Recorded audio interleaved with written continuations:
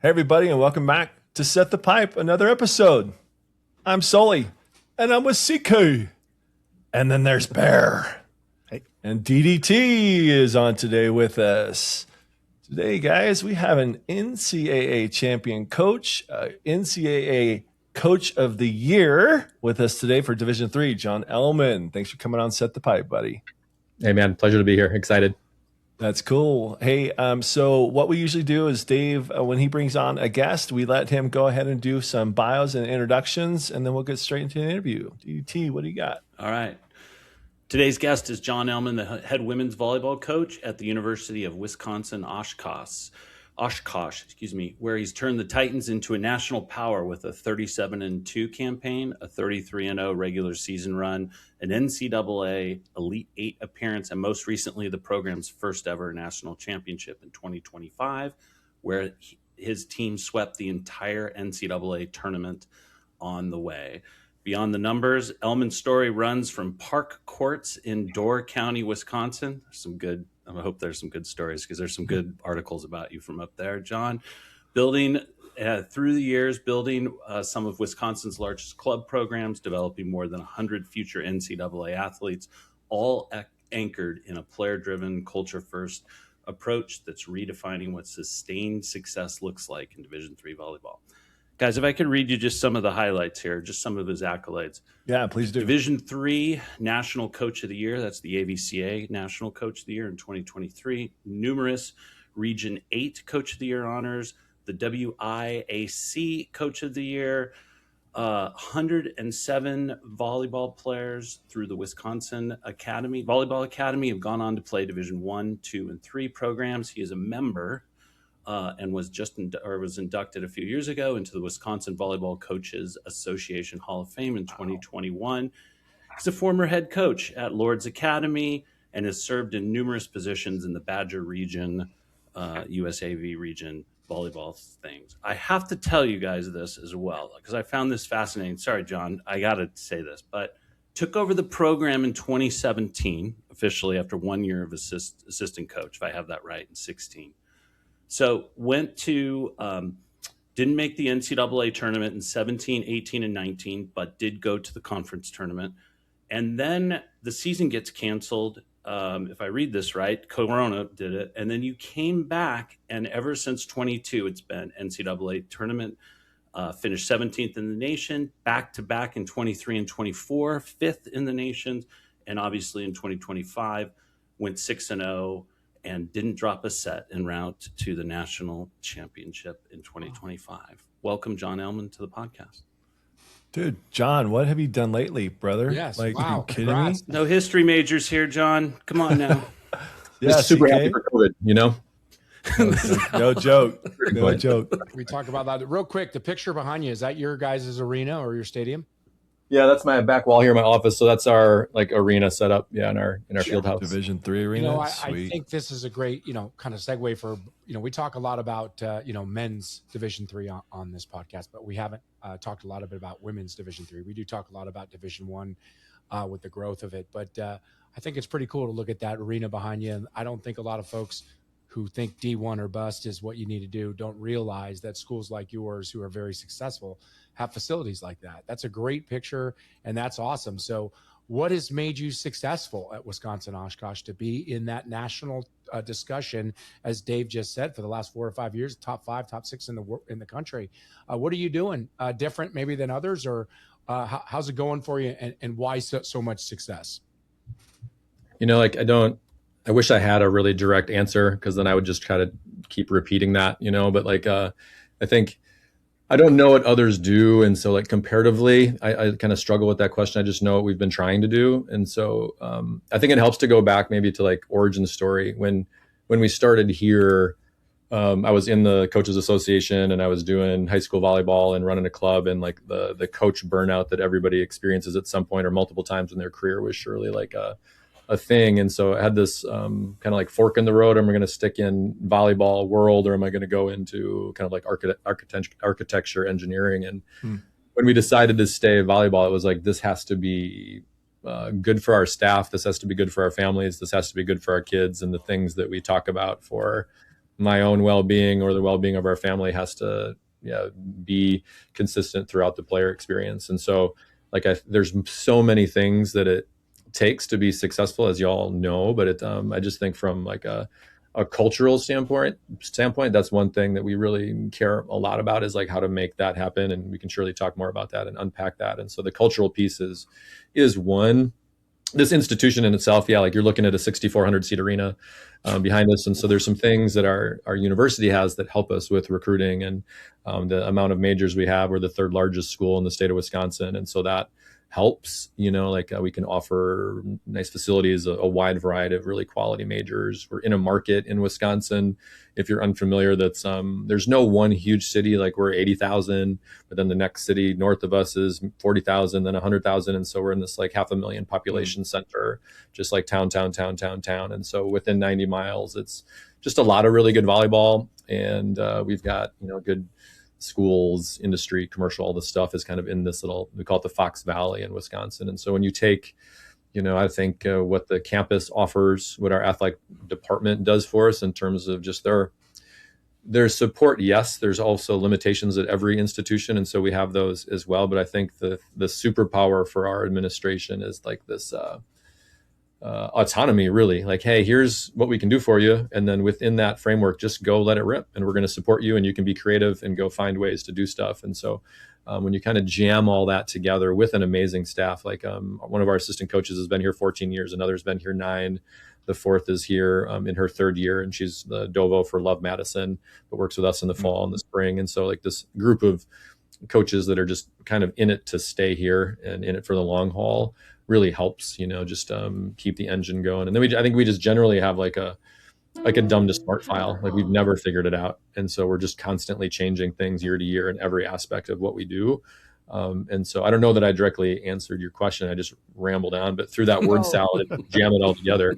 Yeah, no, it was great. And I have another question, but I'm gonna let the guys, because I talk all the time. Yeah. But I'll just set it up and then and they can jump in here. But it's about, you've been around volleyball for a long time, and you used to, train it a lot and teach it at the youth level.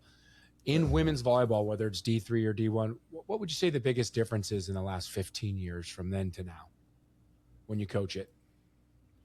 Would you say speed of the game, physicality of the game? Like what I'm giving just a few things that I think it's changed from the women's side. My wife played back in the 90s, and I still think they're some of the best ever, but the game has changed dramatically since then. I mean, yes, and yes to all those things, right? Like when we started, it was if you were playing at a national club level, everybody knew who you were, and you were like into the top echelon of volleyball. And now like there's just so many people playing that are trained pretty darn well. And anybody that's got athleticism, that's in love with the game, is just further along by the time they get to us. And so just the level of play that people are seeing, we see like our players' parents in the stands, and they go like, this team would have killed us, like that's kind of like the vibe that we get. And so I think that is it. And I go back to that, like the COVID year of eligibility where everybody had a 5th year, and look how good that was at all levels of the NCAA. Like that was some of the best volleyball that our country had to offer that year with that level of experience. And it's kind of like that, but built over the years. Yeah, like kids are bigger, faster, stronger, IQs are better, great training. So many clubs are doing a good job, no matter what you think of like the club, business model engine. It's all, we're getting some really good kids here. And I think divisionally, like it used to be like the best of D1 is the best of D1, and the best of D2 isn't going to beat the best of D1, and the best of D3 isn't going to beat the best of D2. But everything in the middle, there's this like crazy crossover, where I think institutions are trying to find what's good for them. And so this level of play that's pretty darn high everywhere, somewhere in the NCAA ranks, is really fun and really exciting. I'm going to take CK's thunder away because he always asks this question, and I was shocked that he didn't actually take the opportunity. So when we have guests on here, we go over your bio, we go over your accolades. When you're coaching, even when you're playing, you don't get to hear that very often, right? Especially as you get older, but it does stack up. When you hear those accolades and all the things that you've done, how does that make you feel? I'll be honest, it doesn't seem like real, it's like I don't know I'm sure somebody's talked about it, but like being in the arena, when you're just in it, you're not in it to stack up stuff, you're just in it to love, passion, insanity, whatever drives you, you know, and you're just doing it and trying to make change and do the best you can for the people around you. And then when the result is good, I think it's pretty wild to be able to just take a breath and soak that in for a little bit. But like, that's, I don't think any of our comfort zones, you know, it's like just getting back into the work and doing it. And so, yeah, like moments like that, when you hear somebody just say a bunch of stuff, you're like, hey, it just makes me feel really old. Because if you do it, that's what everybody says. you know, you just like find some dubs eventually, you know? So yeah, thanks for aging me. I appreciate it. Yeah, no problem. No, that's just been a part of, Set the Pipe, and what we've been trying to do is have a time to reflect and get our legends, and you're still in the game, right? That has done very good things within our sport and growing it. And we're trying to evangelize all that kind of good stuff. So it's good to come on here and listen how great you're doing. You know, like you said, you get to take a deep breath, you know, and with Coley, we always have to tell him, you know, he was a 3-time first team All-American, and he always forgets that, right? But we always make sure we it gets in every let him know. It's funny you say, because I talk about this with a lot of my friends, and a lot of them played at the highest level. Is when you get older like me, I honestly forget that I could barely like lean over to pick up something. Was I really that good? I mean, or was I just in my mind that good? You know, like it's crazy to think it's been that while to play, but for you to be around it, that's really cool, and to give back and to help the youth and just continue to just let this sport that we all love continue to grow. Can you paint a picture for our fans on this? And hopefully we have fans. Hit subscribe and always set the pipe. Yeah. What does it look like in Division III women's volleyball across the country? Is it packed houses? Is it good crowds?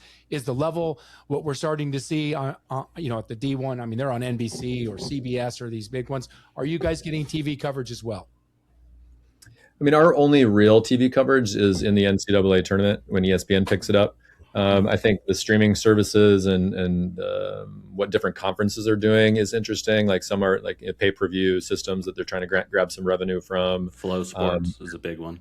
They're doing. Yep, and so that's one of them. Some are trying to do some in-house things, and so like we've got the WIAC network that only charges for postseason, but regular season is free viewership, and so it's not. I don't think it's anything that. The top of the NCAA world is doing, but I think the access has been helpful. And so for people that are trying to compare and see it, like you can just watch every match everywhere now. And from like the stand scenario, there are, and again, like I'm actually like when we talked on the phone here previous to this call, and we're like, hey, we want to talk to a D3 expert. We're like, that's not me. You're gonna have to have like a second podcast with somebody else, because I'm kind of like a D3. I just live in this little like cave here, but I think there's some really good programs that do a great job marketing, that have great arenas that really bring in a lot of people. But then there's the inverse of that. There is, we're going to get our couple parents in the stands, and it's going to be pretty quiet. And you're going to see conference tournaments everywhere in semifinals and finals where there might be 400 or 500 people in the stands. But then you're going to have, like our community night has 3,000 people in the stands. And so you get a little bit of it's not every night for us. That's not a normal night. Still. But it's a cool thing. And so, like it was funny, like when we broke our attendance record, I think Indiana broke theirs the next week, and ours was like 90 more than Indiana's on that night. I was, it's like just mind blowing. And it's just our community. It's where we sit and this camp club thing. And so, but then we'll go the next night to another conference match, and we'll have 70 people in the stands. Right. So it's all over the place. It was similar to like that when we played. I'll tell you that. I mean, we used to go to games. I mean, came to Northridge, it was always crowded, but for the most part, there was games where we went and there was a few hundred people in the stands, and sometimes there was a couple thousand people in the stands. So it just changed, from here and there. But that's great to hear, and it's also another opportunity for D3 and athletes to continue playing volleyball at the collegiate level. And it's just great that you're able here to tell us all about it. Sorry, Barry, I cut you off, my friend. No, it's all good, Coley. Hey, John, I was just kind of wondering, like, you've been in volleyball for a while, and how did you get started in volleyball? Did you play? How did it come about for you? Can you tell us about that? I can. Probably a little different than the crew I'm speaking with right here. So you heard the park story or the intro to it, and so I grew up in Door County, Wisconsin, this little tiny tourist town in northeastern Wisconsin. It's beautiful and little towns and bays and beaches. And I was working at a concession stand on a beach, and some college guys would come up and they had they had a volleyball net that was made out of 2 windsurfing poles and strung a net, and it was a grass court. Excellent. I'd take my awesome. break. It was amazing. And it became Yeah. like this social center. And so we just like hang out at Nicolay Beach and play volleyball. And then they built a sand court and we'd play beach. So it was grass and sand, and we're all just like, win and keep the court kind of deal. And just got hooked. And it was something that wasn't structured for me. Like, we didn't have it in school. We didn't have men's volleyball, boys volleyball, and just fell in love with it. And it became part of my like just identity as a human, probably too much so at that point, but just like all in. And so to the point where I'm supposed to go to school in Kansas City for like this IT certification. And at the last minute, I get to tell my parents, I'm like, hey, I'm going to go to Florida to be a pro beach player. Super thrilled. Yeah, but supportive. And so I moved to the Gulf Coast of Florida, like Siesta Key, Anna Marie Island out there, and playing volleyball by day and waiting tables by night. And in about 37 minutes, realized that what is good in Door County is not good in the rest of the world for volleyball. But had a blast and like played and met a bunch of people, and just like a enjoyable kind of like gap year in life, you know? Yeah. And then got back into the real swing of things with school. And actually a friend of mine who I played with in the summers called me, said, will you be my roommate? I'm going to Oshkosh. I said, do they have business? He said, yeah. I'm in, sign me up. Never visited. I just wanted to be this dude's roommate. And so there we are, UW Oshkosh. We're playing in a sand volleyball court. Actually just we had a visit today. We had a campus visit. And so we walked by this court, and I said, hey, that's the court that I was playing on, when some dude walked by and said, you should try out for the men's volleyball team. And I was like, what men's volleyball team? Didn't know we had an indoor club team. And so tried out and started playing on the club team. And then that got me into a more accelerated rate of improvement. Like, that was my first time playing indoor sixes, was club. Right. You know, and that was like back in the like 99 through 05-ish, like that range was the window that I was there. And so it was, you were just playing little Oshkosh, and, you know, you were playing all the like basically JV squads and some old guys with, you know, like NCAA eligibility burned up that were jumping on a club team. and so that's how I started playing. Yeah. Wow. That's great. And then how did you get involved in coaching then? Did it just evolve into that, or? Yeah. So my, the school that I was at, the high school that I graduated from, needed some help in the one summer that I took that year off. And so helped in the fall just a little bit and got bit by the coaching bug. That's when I had to learn rotations, because I'd never played sixes indoor before. So I remember making this like pencil and paper little notebook of a system that you've never seen before, I'm sure. Like if I watched it on my VHS tape, you'd be like, I don't even know what that is. And then when I fast forward to Oshkosh, when I was working camps, the 2 coaches ago, Marty Peterson was the director, and she had her network was wide and strong. And then the high school coach needed somebody and said, hey, do you have anybody that's working your camps that would be good with junior athletes? And she just threw my name out there.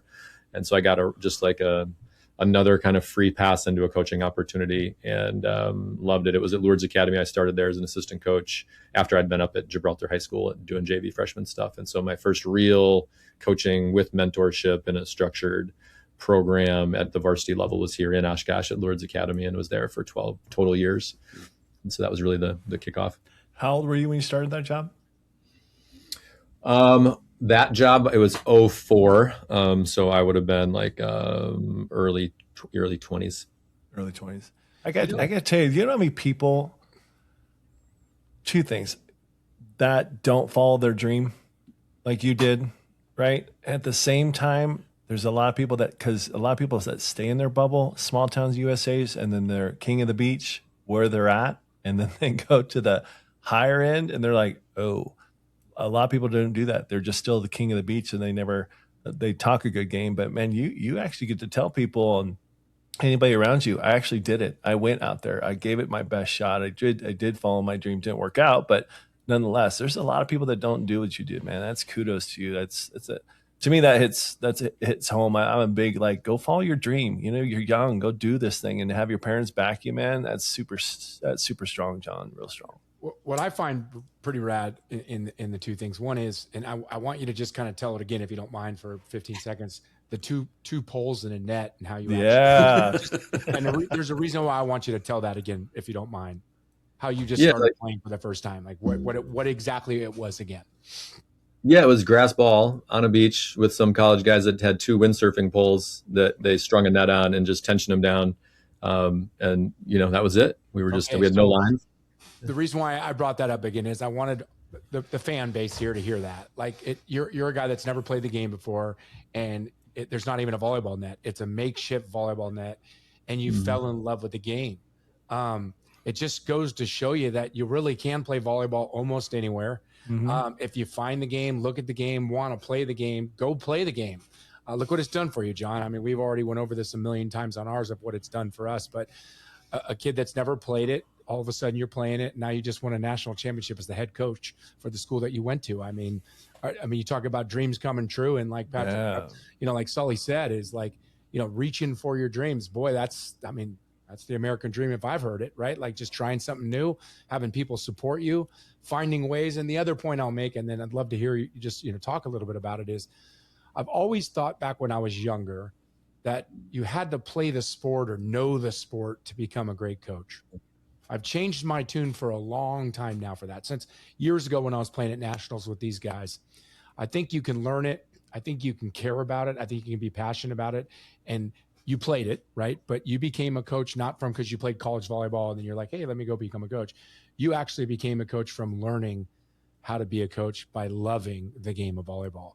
And I think that's pretty rad that you were able to do that. And it also shows again that there's absolutely no reason why anyone that wants to be a volleyball coach or any sport for that matter doesn't have to be a superstar on the field, court, ice, whatever the endeavor would be to be a great coach. Yeah, I mean, that's it's interesting. For volleyball, it was I was running restaurants in Door County with a business group. I was a goldsmith apprentice for 7 years of my life, like making fine jewelry, a pretty non-traditional approach. And so volleyball was like the side thing that I was doing along the way. And so when we really got into it later, like into this part of it, that's when it took more of a front seat, But to your point, there's I think when you don't play it at a high level, like there's this imposter syndrome that you deal with all the time. You're like, hey, like these people I'm coaching against or working with have more experience or more talent than what I did at that point way back when. And so I think that's one thing that you get to work through. And I think maybe everybody deals with it. I hear it. I mean, every coach that I have a serious conversation with that finds success, you're like, did I actually deserve this or not? But with that, like, I think there's a real magic that I didn't know then, but I learned the hard way. And I go to like when I was coaching varsity athletes and I'm a couple of years in and trying to figure things out. And you start to establish some things that work for you and you start to use like, let's say film for an example. And your level of understanding is pretty close to the level of understanding of the learner, the kids that you're coaching. And so when you pick up something on film and it's like cool for you and they're doing this thing in row whatever, and you show them and you're geeked out about it and they're loving it and like, hey, we're going to triple block this 2-ball in row 4. And they're like, yeah, we're going to do that. And then we do it and you get a point and you're like, this is amazing. And so then you think, oh, I got to do more and I got to do more and I got to do more. And then eventually your, like level of understanding maybe surpasses the people that you're coaching. And then you realize like I'm not as effective as a coach anymore because I don't know how to communicate this well or effectively to the people that I'm working with. And so there's that magic at the beginning when you're just learning it. And so to learn as much as you can, but then never forget that lesson and just always be like meet the learners where they are so they can be as excited about finding a solution to something, you know what I mean, as you once were in that space and still are. But that the comprehension, learning, and delivery kind of changes a little bit, I think, as you move into it. But I think like the John Dunning story, just pretty fun to look at it that way. And so I think that is one thing that I've never forgot is I've never come at it like I'm the pro. I know all this stuff, and if you listen to me, you're going to be like an All-American. It's really the opposite. I'm trying to go back to where they are and figure out like, hey, what do you need to hear, and how can I deliver this? And that makes it way more fun for us, right? Like you're just eye to eye with the people that you're trying to help get where they want to go. But did you figure that on your own, or was that mentorship? What's that? Did you figure that on your own, or was that mentorship? Because you said, I didn't know my rotations. And then when I got mentored, now my coaching went through the roof. But in that element, did you figure that on your own? Was that something you discovered, or was that some of your mentors that helped you along? On the like learning the game part, I think being in the club, like the club space, is all of the people around me I thought were like more advanced coaches than I was, and that really helped me like in the learning side. On the execution side, like I remember coming here as an assistant coach for 1 year, and I go, hey man, I'm gonna like fire up this opponent scout. They'd never done it, like and so here's this 30-page document with everything in every rotation, first ball transition, like every serving, blocking tendency. Here's this booklet. It's like a menu. Take anything you want. This is going to be great. And then it was just paralysis, you know? Right.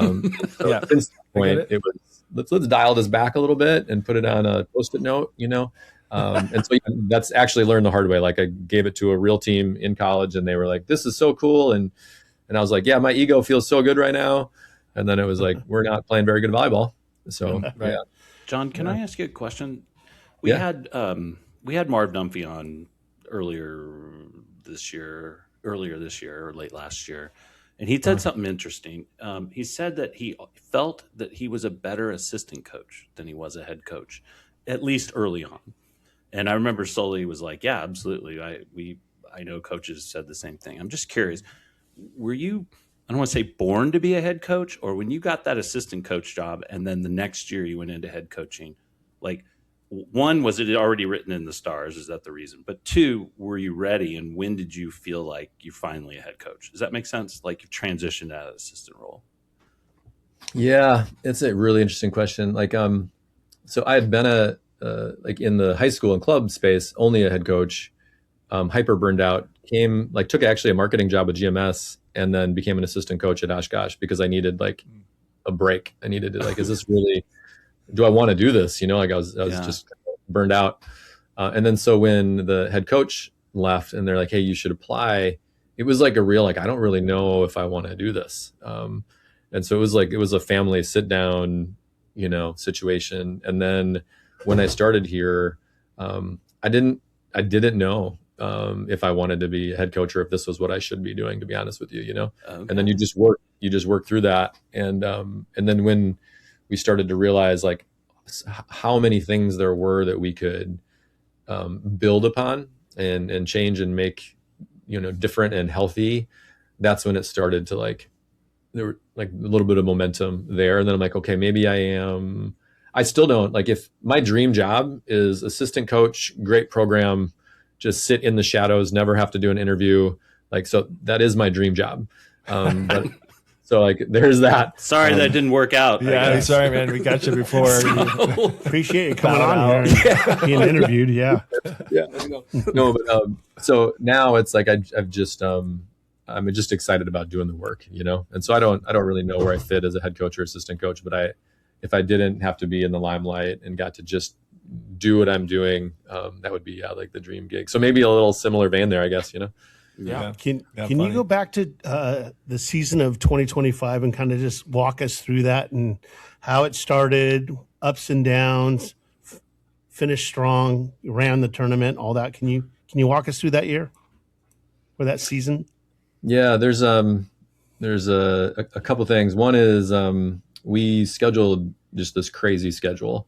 And we thought it was tough. Like SOS was going to be maybe top 5. And then there was this East West Coast Classic that broke down and they're like, hey, can we just come to your gym and run it there? And so Emory came in and CMS came in. It was just this like juggernaut. WashU came up. And so we ended up at the end of the year, SOS like won. And at the beginning of the year, I'm like, we might not make the NCAA tournament. And so I was just like pretty doomsday about like the level of play that we kind of accidentally scheduled. And then a funny story, I've actually haven't shared this publicly yet, so this will be kind of fun. Every year we do this crazy theme. It's like where it's an all-in, like one year it was analog and we gave our team like Walkmans with cassette tapes and we were doing like, fun. So we have a lot of fun with it. Did you say Walkmans with cassette tapes? Yeah. With absolutely. cassette Just so I'm clear. Analog. You remember baby. those, Dave? Come on. I absolutely remember A those. lot of the people that are listening have no idea what a cassette tape is. Or Where did you Walkman. find them, first How off? long it's the Sony yellow. Yeah. Where did you find them? the Enough for waterproof one, everybody. Corey. I had one of That's those. awesome. Amazon's a beautiful place, but yeah, we had these white, and so we got these white like Walkmans and these gold like 90s gold cassette tapes, you know, and we were like recording messages to each other and like affirmations and like walking into games awesome. With like playing tapes with the old plastic headphones and the whole thing. But it's integrated in everything we do. And this year's theme was OAR, and it was this water-based rowing theme. And our team, it always gets established from what our players are saying in exit meetings the year prior. And so they were like, hey, I think we can row the boat faster. I think we can all row in the same direction. This rowing theme kept coming up. And so we just went with it, went all in. And so they didn't know, but in the off season, I found this gentleman who was amazing. He's an Ojibwe fellow from the center of the state who can make birch bark canoes from foraged materials. He's one of the only few people in the state who can make an authentic Native American birch bark canoe. And so we got these 5 sessions. We're going to get together. I'm working with the art department. I have the room.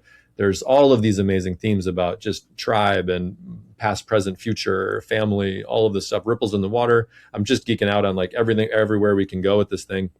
We build it all out. It's a week before our season starts. And we find out that we can't afford the service. It was we just never got to a number that was good. And I should have asked way earlier. And it was totally my fault. So I'm oh my God, I was so excited and just underestimated what this was going to cost our team to do. So I'm hey, let's just do maybe these oars, and we're just going to split them out of birch and we can burn them and that'll be cool. Everybody have an oar. And then it just didn't work out with a timing piece. And this is 2 days before the season and I'm a hyper planner. And so I'm season's ruined. We're done. The team is shot. We got nothing. We're not going to build. We're going to be the first group. Theme. No theme. We were going to be first group in 100 years to launch an authentic birch bark canoe in the Fox River. It would have been this amazing thing, newsworthy, great. And it all falls out, in the last week. So I'm and we overscheduled. We have no theme. It's over. And so that's how it started. That was the start to our season. But we kept the theme, and obviously they knew what it meant, and we did a bunch of other things that were great throughout the course of the year. But it was right away. We had some opportunities in the season to frame out what the end of the season would be like. We happened to have basically six ranked matches in a row to start our season. So we're hey, if we get there, this is what it's going to feel like. This is the level that you've got to be at to make it. So we got to frame that one early. We had another round of 6 going into our conference tournament. And so it was hey, we have a second shot, to sustain performance for this level for this amount of time. And so we had some sort of little postseason models built in, and we had some major stumbles. We had a night where we went to Illinois Wesleyan, and in preparation, we just fell short in the way that we went through our routines, everything from film on the coaching staff to locker room routines. It was just one of those nights where we just kind of shortcutted things and got rolled 0-3 right before the postseason. And it was a really healthy wake up call. Not to interrupt, but that was on Halloween, by the way, just so you guys are aware. It was spooky. Yeah. Another theme night. Spooky. another theme night. Yeah. And so it was this magic melting pot of really challenging schedule that prepared us, enough adversity and slip ups to teach us some really good lessons. And then some leadership from some player. We had 3 players that weren't in a jersey that were on the team that had played previously, but injuries and different things had led them into leadership roles and never stepped foot on a court, one of which was a captain. With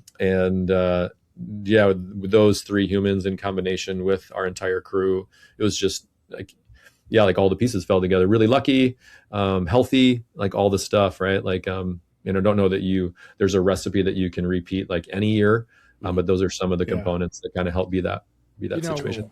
Congrats again, and what a great story. Sorry you guys couldn't get the canoe made, because that would have been just unbelievable. But to know you had it, and every just a thought, and your whole team knew it was up. But I'll say this, because even though I didn't get there, Sully and Bear got there, and you did. To win a national championship, first of all, at any level, I don't care if it's 14U, is really hard to do. And I don't really think most people, unless you're an elite athlete or an elite coach, and elite is coaching club at the highest, that's what, you know what I mean.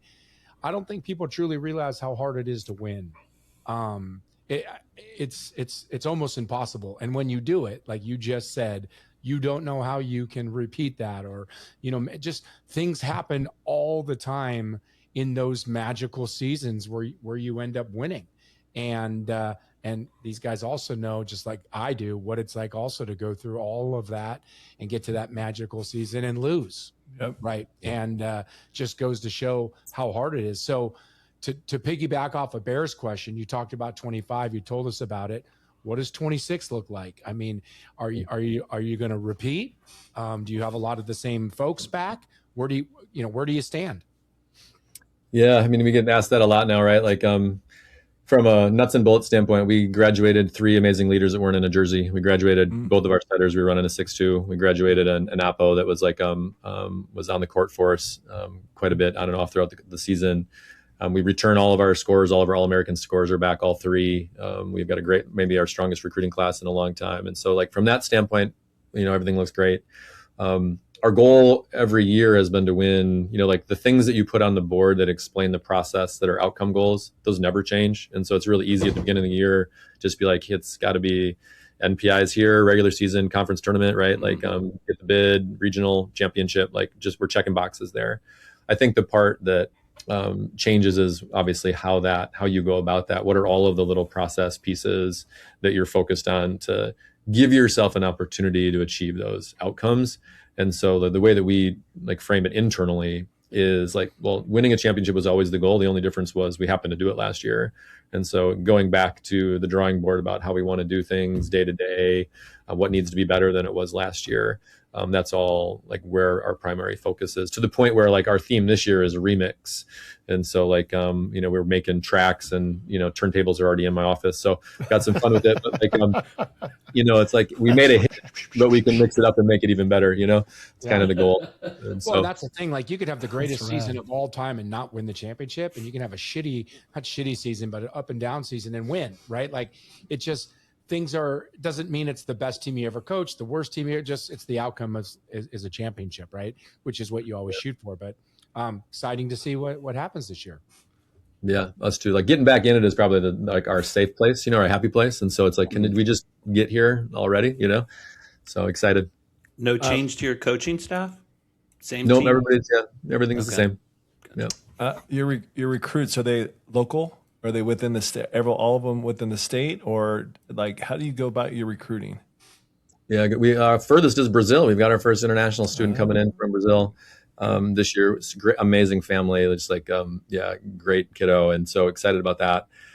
Our primary market is like we look at our Wisconsin area, Fox Valley first, and then like Milwaukee, Madison for us are 2 pretty big areas. But then Chicagoland and Minneapolis over there in Minnesota.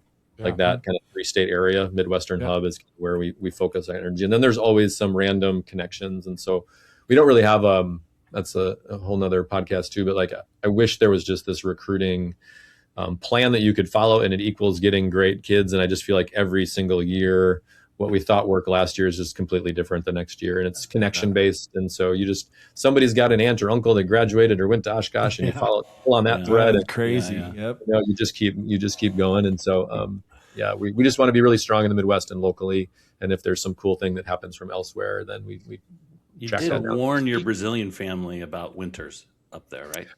Dude, we brought them up in February. Did you really? Holy awesome. Well, it's probably the first time they've ever been in snow or ice, right? Absolutely. Like we went ice skating. We brought her out on the rink, and Uncle Tiago came up with, and Uncle Tiago was he was great. He's like the funniest man ever. He would get to the door, and we went to a love match down to Madison, and so like I'm picturing we're at the facility. We've watched a match, and we got to speak to some of the international Brazilian players, and so she got to speak Portuguese, and then we get to the door, and he just takes a big breath in and pushes on the door. And as soon as you get the first breath into the lungs, it was great, just to see it. Yeah. And it was it was negative 20 when they were here. So, I mean, it was a really important piece, right? Especially coming from a different country, let alone trying to get someone from California to that. At least maybe in the States, you can grasp it. In different parts, it's cold, but that's crazy. Quick question for you in regards to where you're at with recruiting. Will you see the portal being anything for you guys coming from D1, D2, D3 schools as well? And then the second thing is, I believe it's yes, but you can answer it. The NCAA ruling that is not done yet, but voted on July 1st, that gives your athletes 5 years too. Is that correct? Nope. It does just Division I. Just Division One. Okay. Yep. So we're still dealing with medicals and all the stuff. So on the first part, the portal, people use it wildly different. And so our policy is a little bit uncommon. We've gotten recruits from Division I and Division II, but we only only entertain the transfer if it's somebody that we originally recruited. And so if we reached out to you and there's a relationship or it's family or they're in a local club and we know you, then we're going to pursue a transfer back. And so, it's a little bit unique. So I don't ever, like, I have to remember how to log in every single time to make sure that somebody's in there before I talk to them. And so we're not shopping in it, but we're waiting for people to come back to us. And I think I'm watching and playing against other programs that are doing a really good job getting really good kids that fit with their culture and help their team get a lot better. And so every year I go, like, I don't know if I'm doing the right thing. But it's, as of right now, that's how we've been rolling. And it just makes it easier because it's, we try to recruit as if we're a scholarship program and, hey, we've got this many spots and, positional balance over the roster over these number of years. And so we're trying to maintain that as best we can. Well, So, just John, recruit as many kids as you can, and then you can always have them when they come back in the portal. You can say you recruited them. That makes it a little bit easier. Just There you go. Yeah, I need to send have them all come to your camps, everything. No, I'm just kidding. But John wins the natty, and he's like, I'm not sure if I'm doing this right. Dude, John, I think you're doing all right, buddy. Especially when you get your hands on him, it looks like you're doing pretty good job. Barry, you got something? No, same thing. A D3, no scholarships, correct? That's kind of what you alluded to. What about NIL? Do you have that sort of money that you can entice the kids to come to your university? Or rev share? Yeah. I wish. How's that work? So for us, like, the biggest thing that we actually have is we have a tight national scholarship program. And so anybody from out of state gets in-state tuition at state level, which is like 30 grand. That's huge. Yeah, that's big. It's also international. And so anybody international gets in-state tuition. So with us, we have a collective in Oshkosh that is not very active. And so, like, the impact on our players in our program is quite minimal. And so we've decided that if anything is there when it's there, that is something that's going across the entire roster, like an international trip, national championship rings, things that are equitable across the roster. We're not, trying to retain people or throwing that out as a recruiting component, like as a partial. And so that's kind of how we're doing that now. And more of the players and we've got some great platforms that they're using and getting little contracts here and there and getting money to make social media posts. And we let them do whatever they want to do and support them in their own individual endeavors. But from a revenue sharing or like an actual NIL that's like changing people's financial picture in a major way, not very impactful here as of right now. Well, I'm not sure it's impactful at a lot of places, even D1 schools. I mean, there are some schools we all know that are paying some pretty big penny right now on the women's volleyball side, so on the men's side, but it's few and far between. It's not, basketball, volleyball revenue quite yet. But, I think that's great because that's what it was intended for anyways. Kids can go make money off their likes, name, go make $1 billion if you can. If you're the greatest marketer of all time, if you have unbelievable followers, if you can create something great, go make it. That's the way it should have been and should be. So that's great that you let your athletes entertain that and you encourage that, because that's where they should be making the money, is off for themselves with their name. Guys, I'm in awe of his stadium. Is anybody else? Yeah, It's pretty sweet. Right? In your head, I thought it was just a D3 backdrop, but that's actually the real stadium. No, it's his wall. Oh, I see. I thought It's it was a wall. window. Yeah, okay. It's a picture No. of Bear. I mean, but still, and then he it's puts. black and white, Jimmy Division I programs would love to have 3,000 people at their Northridge? peak. Yeah, Said 64. Cal State Northridge would like to. Our yeah, team. right. I mean, seriously, 3,000 people. I mean, I know that's not average, right? That was at your peak and sold out and stuff. But still, at a Division III school, I mean, I don't think people understand. Well, I mean, what we're talking about here. I mean, kudos to you guys. When you said that, when I was looking at your stadium in the background there, I'm like, holy crap! Like, a lot of Division I, Division II schools would be just clamoring over what the facilities you guys have, and just the fact that they can play once in their lifetime, twice in their lifetime with 3,000 people in the stands. That's amazing. Really cool stuff. John, did you share that with the basketball, or is that your guys' arena? Yeah, this is basketball. This is like our main court. Okay. So it's basketball, men's and women's, volleyball, gymnastics will go up there once in a while. Wrestling will be up there once in a while. There's a full size indoor track, 200 track. Batting cages are up there. We've got it's a massive field house up there. Great facility for Yeah. that. For Is your that school. Terraflex, or is that the basketball court too? That's sport court. For the Okay. NCAA championship. Underneath that is like our Titan Head, like our branded floor. So that was when we Gotcha. hosted the national championship in 2016, my first year here. Still pretty slick. Yeah, it's amazing. Hey, so you touched on a couple cool stories with the canoe and everything, but I'm sure you have some wild or crazy story that you could tell us through your years of coaching. Like, getting lost, going to a place or whatever. And playing. Playing, or do you have a crazy story? Because this podcast is about stories. Yeah. Here he does. Look at that smile. Story is one of our taglines. Yeah, there's so many stories. DDT, we were chatting right on the ride up. Yeah. So this is unrelated, but you guys will probably get a kick out of this quick. So we were just chatting on the phone, and I've been really proud of like how I've been eating. Packed food in a cooler in my car driving back from India. I was coming back from nationals, and so I get off the phone with you. I stop at a get gas, and I get back on 65 North, and I've already eaten my my chicken tender wrap thing before I'm even on the on ramp. But I also got a Whopper from Burger King. And Sure. I don't even need Burger King. I have healthy food in my car. Like, what am I doing? And then I get on the on ramp, and I'm just getting up to speed. And I am not in a new car. I'm in a 2011 toaster driving down the road. And I reached my hand in the bag, and I touched the Whopper box. And it was like a second after I touched the Whopper box, my right rear tire exploded off the wheel. It was like, "Pow! And over to the side of the road. It was the world telling me that I needed to make better choices. Better health choices. That's right. Literally right after I got off the phone with you. And so that was just my recruiting story. No. But we also talked, there was everybody tries to connect themselves to like people that are cooler than they are. And I'm guilty of that as well. Just being on this podcast, that's one of them. So thank you guys for making me seem cooler. There you go. And Connected to the four legends, right? Right. And so when we played collegiate club volleyball, there was a lot of really good talent that was playing collegiate club ball. You know, if you weren't at the top of the NCAA world, there's some good ball happening, and not top of the NCAA world, but like solid volleyball. And like Phil Dahlhauser was playing for Central Florida at the time. And I'm not Phil Dahlhauser. And I think people have heard his name, you know, they probably haven't heard mine from a playing perspective. And so I just remember at the time I didn't know who he was. I'm like, here's this goofy footed big dude just hammering volleyballs in the middle. And I jumped in on one of his one balls, and like my wrist is over the net. And I just like hit it straight into my palm. It was massive, you know, I mean, it was armpits, and straight down, like housed this guy. And I was like, that felt really good. And I was this kid who was just learning volleyball, and I was like, I'm supposed to help with the middle. What is this? Yeah. And so you stuffed Phil?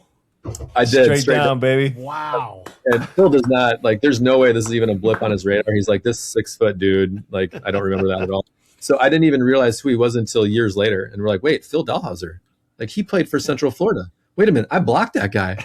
So we've been trying to find film forever of like this one little John Ellman, you know, like on Phil Dahlhauser moment. Yeah. I couldn't find that in your bio and in my research. However, that should be in your bio on your I university's just say bio. From on this podcast. So the question: what did you say after you housed him? Were you like, best plays ever? Oh, I did. I was pretty like animated. I probably ran around, did a little airplane thing. You know, I was not as calm and docile as I am now on a sideline. But so you're playing in a tournament in collegiate volleyball, and you stuffed a big, pretty monster. I mean, he wasn't quite yet there, but I mean, he was that good anyways. But you stuffed a really good volleyball player who was tall and could bring it. So you're supposed to dance and get excited, right? Yeah. Like that's awesome. Dude, we got to get Dahlhauser on here now. Just to confirm. John.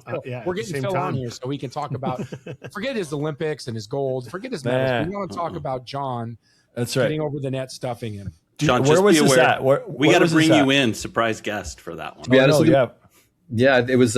We think it was a nationals, and it was either in Louisville or KC. We're not sure which natties it was. Yeah, I mean, it was a long time. Phil, your indoor game. Do you remember back in Louisville, or maybe it was Kansas City? Got this guy that just absolutely stuffed your butt. Do you remember that? Oh, yeah. Let's see what he says. And then bring you on. Oh, we have him here right now. Hey, he's going to come on. John's going to be on for 5 minutes. What do you have to say? It's like a volleyball. John's going to be like this. Yeah. Hey, hold on, guys. Hold on. Still celebrating. Yeah, you'll zoom in. He's running around the court behind him. Yeah, for sure. And Phil for sure is Yeah, going to remember it too, I'm sure. Oh yeah. You know, that's awesome. That's a great story though. That's But again, that's what Bear said. It's all about the story, right? And there's so many, we all have them, and that's rad that you have that. I mean, he's a great guy, by the way. I'm sure you know that. You know, Phil's just amazing, and for you to have that experience to play against someone like that. You know, my kids play hoops, and they've played against guys that are in the NBA nonstop, and it's just to go back and look at that, going, wow, it's pretty cool. At D3 women's volleyball, is it the BIC or is it the pipe? Both. It's like just tempo change. So like we run both. Yeah. But you still call it the pipe, and it'll be depending on, like you said, the tempo. Perfect. Okay, just wanted to make sure that it's still live out there. We're keeping it alive and well. I love it. I tell our kids, they're like, we're gonna run a BIC. I'm like, you don't run a BIC. You run a pipe. Call it a pipe. You're fine. It's not a BIC. So there is a difference, but that's good. You didn't run. All both, I need to do boys. is grab Long Beach from a year ago and Moni and him jumping and setting and having them running out of the back row. That's a BIC. That's a BIC. That's right. what a BIC is. Fair. And then everything else is a pipe. It's pretty easy. Pretty easy. I agree. Well, it's actually funny. The Long Beach thing, this I'll share this one real quick. This is a cool connection. I thought about it while we were chatting before. So when one of my first years coaching in high school, we started this tempo passing warm up. We were passing in tempo, and Long Beach women used to do this in sync warm up activity where they were passing and moving and passing and moving and passing and moving. Brian Gimolero. Yep. Yeah. And so a version of that has actually stuck with our program all the way to today, to where there's like 30 reps in our match warm up where we're still doing that warm up. And it's one of the things where everybody in the stands is just, you see everybody's eyes on the ball, like as it's moving. And it's just sort of there's no real, like for us, like motor learning advantage in what we're doing there. It's just like this communication, timing, working together, like making it happen. It looks organized. And it's like one of the pieces of the warm up that I won't let go no matter what I learn about how I'm coaching volleyball. And so that's like, the ode to Long Beach, Still Love got it. Love it. We did the same thing. Bear, we were the same warm ups, right? We had to do a certain way. D'Alessandro wanted us to do it. Shuffle and dive. Shuffle and dive. Lumbergs, right? So all good stuff. Yeah. But it worked. Hey, boys. John Ellman, NCAA champion, NCAA Division III Coach of the Year. Interrupting you. Oh, John, no. I know what you're going to say. Commitment from you, John. When you win the Natty again, back to back, the next night we get you on the pod. We've had night. We've got a couple others that have confirmed if they win the Natty. I know it's going to be tough for you. We're not asking for a lot, just maybe 45 minutes, half hour, right after you win the back-to-back Natties. Can we get that from you? If you win, you win? We got it. Let's do it. Yeah, perfect. Okay. Yeah, Knipe won it. It's recorded. He won it in Hawaii, and then that next morning he got on the pod with us. So we're like, okay, it's got to be tradition. It's just the way it is. If people that are friends. Do it, everyone can do it. No, pretty much. Yeah, no, just kidding. Guys, good stuff with John Ellman on Set the Pipe. Thanks for coming on, man. You were a great guest. Yeah. Hey, you bet. Pleasure. Thank you, Amazing, John. Thanks so much for coming. Really appreciate it. And wishing you nothing but the best. Thank you, guys. This was fun. Appreciate y'all.